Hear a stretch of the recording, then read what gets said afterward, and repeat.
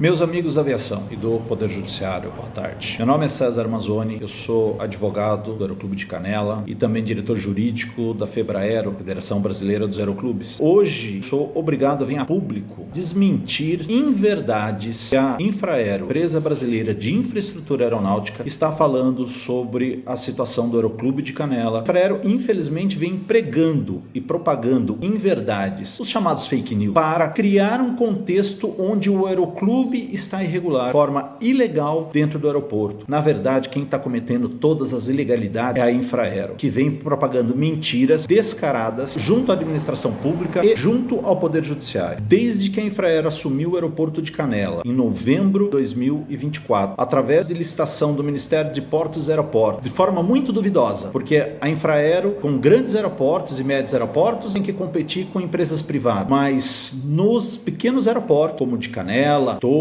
Santa Maria e outros tantos aeroportos pequenos, a Infraero simplesmente ganha de presente do Ministério de Portos e Aeroportos e simplesmente chega e não se importa com nada da sua história e simplesmente passa a expulsar. Eu estou andando na defesa de vários aeroclubes e vejo as mesmas inverdades, as mesmas irregularidades, as mesmas ilicitudes que estão sendo cometidas, as mesmas promessas vagas. E com o mesmo contexto, o aeroclube é o errado de estar no local há 70, 75, 80 anos. Aeroclube de Canela, Rio Grande do Sul, Serras Gaúchas, que em 2024 foi protagonista de uma das maiores operações aéreas da aviação civil, junto com outros aeroclubes, como Novo Hamburgo, que levaram suprimento à população do estado do Rio Grande do Sul, que se encontrava debaixo d'água, com aquela grande enchente. Hoje, isso tudo está sendo apagado, simplesmente por ganho patrimonial da Infraero. Eu tenho aqui em mão o ofício da Infraero, número 7820, de 20 de dezembro de 2024, quando a Infraero quer cobrar do Aeroclube de Canela a pequena quantia de R$ 14.843 para que ele possa continuar utilizando as instalações que ele vem usando há 75 anos. Ou seja, a Infraero quer cobrar de você para usar a sua casa que você sempre usou. Não obstante isso, a Infraero querendo cobrar esses R$ 14.843,25. Está aqui, ó, o ofício. Não é mentira. Aqui eu atuo com ética, eu atuo com verdade e nunca com mentira, nunca com contexto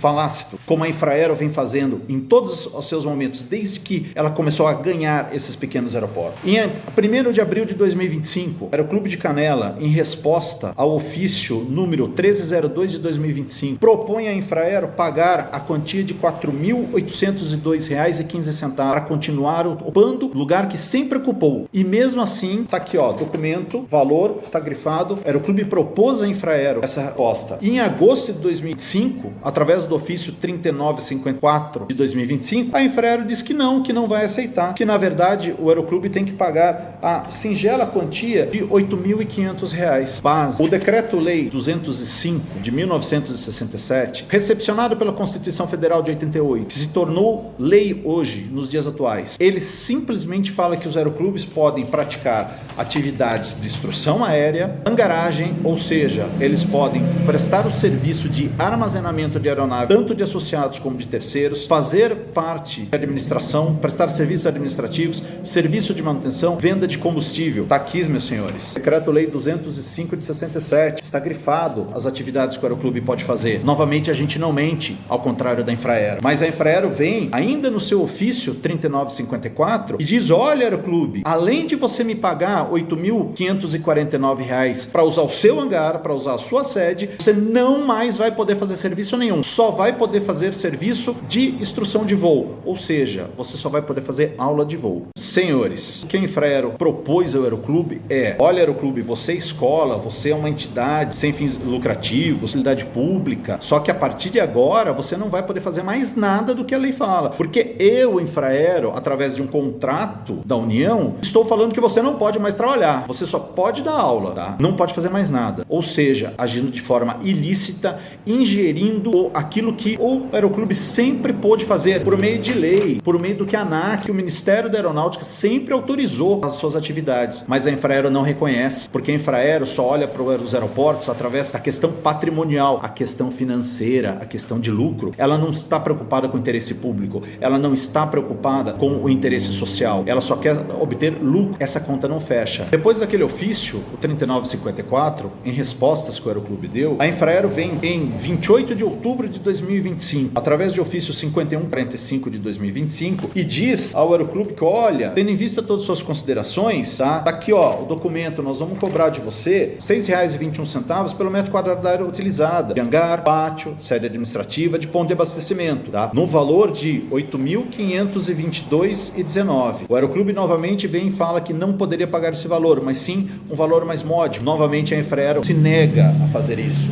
E ela simplesmente põe um prazo de 90 dias para o Aeroclube sair, de forma voluntária. Esse prazo seria o dia 26 de janeiro de 2026. Por fim, através do ofício 5613, de 2 de dezembro de 2025, a Infraero vem e fala, olha, vamos leiloar o seu hangar, Aeroclube. Só que você pode participar do leilão do seu hangar, Aeroclube, mas as condições no edital de licitação que o Aeroclube não consegue cumprir, porque o Aeroclube é uma entidade sem fins lucrativos de interesse público, onde, por meio do decreto 205 de 67, ele tem que pegar 50% da sua renda e reinvestir nas suas próprias atividades. Os aeroclubes não remuneram seus diretores, todos eles exercem trabalho voluntário, e a Infraero quer que este serviço voluntário concorra com grandes empresas. E o mais curioso de tudo, impõe condições que para o Aeroclube são inexigíveis. Se não bastasse isso, diante de toda essa pressão que a Infraero estava fazendo, o Aeroclube ingressa então na justiça e pede para ficar lá, para ser discutido, porque o decreto 205 garante a sua permanência.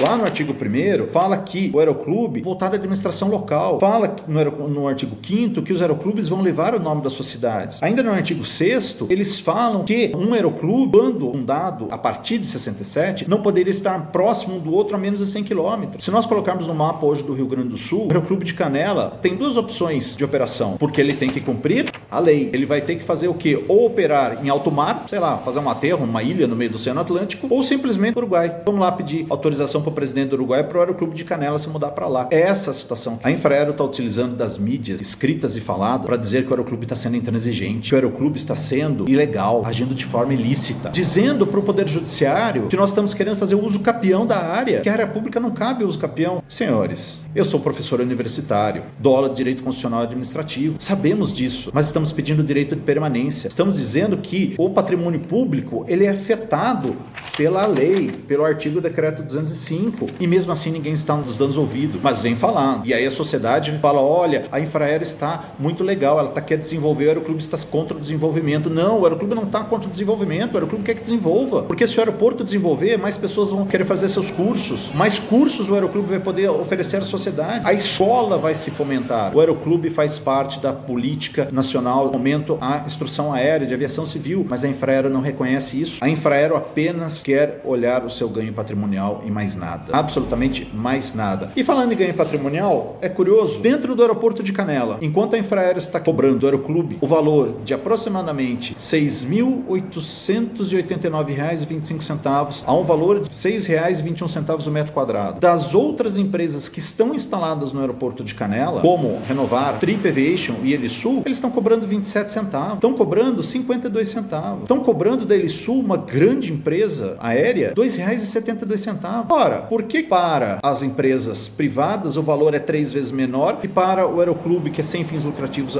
o valor é maior? Engraçado isso, né? O princípio da isonomia não existe para a Infraero. Cometi uma falha diante de tantas informações que trouxe para vocês no direito de resposta, mas que não posso deixar passar. Os dirigentes do Aeroclube de Canela estão sendo acusados de serem intransigentes, de se oporem uma resistência injustificada à Infraero. Mas, na verdade, quem está sendo intransigente é a própria Infraero e em seus atos, pois em 3 audiências de conciliação, quando na terceira o Aeroclube então concordou em pagar os R$ 8.525 para a Infraero, a mesma vem falando, não, para aceitar essa sua proposta, você tem que fazer um depósito de 40 mil reais no processo de entrada. A cada momento que o Aeroclube falava, concordo então com esse ponto, vamos seguir com as negociações, ela nos apresentava algo novo, algo de surpresa, como se fosse uma carta coringa. Só que esse tipo de comportamento é proibido dentro da administração pública, mas para a Infraero é possível. Então, quem está sendo contraditório é a própria Infraero. Quem está sendo intransigente é a Infraero, nunca o Aeroclube de Canela, nunca seus dirigentes. Que a verdade venha à tona e seja dita em todos os seus meios, e que esses esclarecimentos possam clarear aqueles que estão iludibriados com as falas da Infraero. Obrigado a todos.